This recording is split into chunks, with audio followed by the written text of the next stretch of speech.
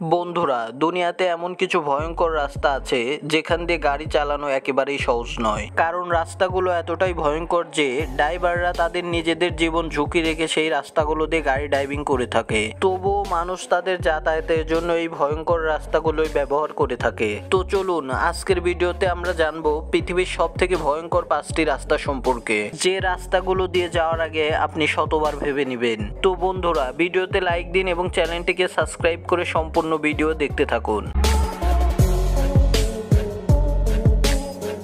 1 নম্বরে রয়েছে highway through building.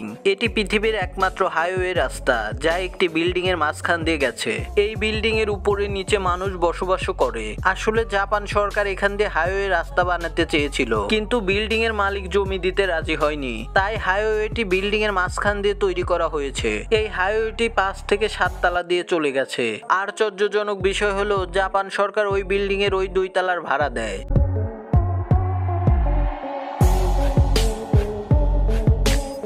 2 নম্বরে রয়েছে রাইটিং রিভার ব্রিজ।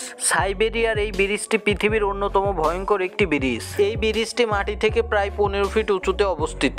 এই ব্রিজটা এতটাই পুরনো এবং দুর্বল হয়ে গেছে যে ব্রিজ দিয়ে হাঁটলে বা গাড়ি চললে সর্বদা ঢুলতে থাকে। ব্রিজটি খুবই সরু, সামান্য ভুল হলে সোজা নদীতে পড়ে যাওয়ার সম্ভাবনা থাকে।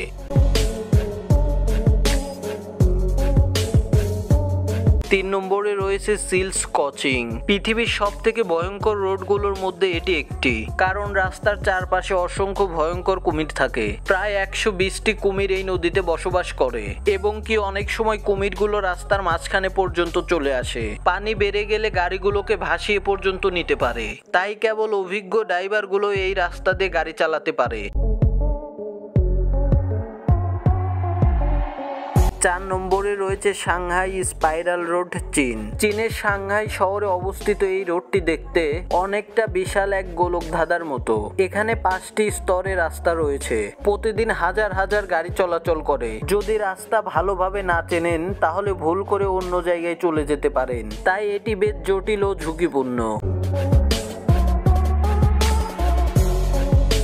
5 নম্বরে রয়েছে তিয়ানমেন মাউন্টেন রোড। এই রাস্তাটি মাত্র 11 কিলোমিটার লম্বা হলেও শেষ প্রান্তটি প্রায় 1300 মিটার উচ্চতায় গিয়ে শেষ হয়।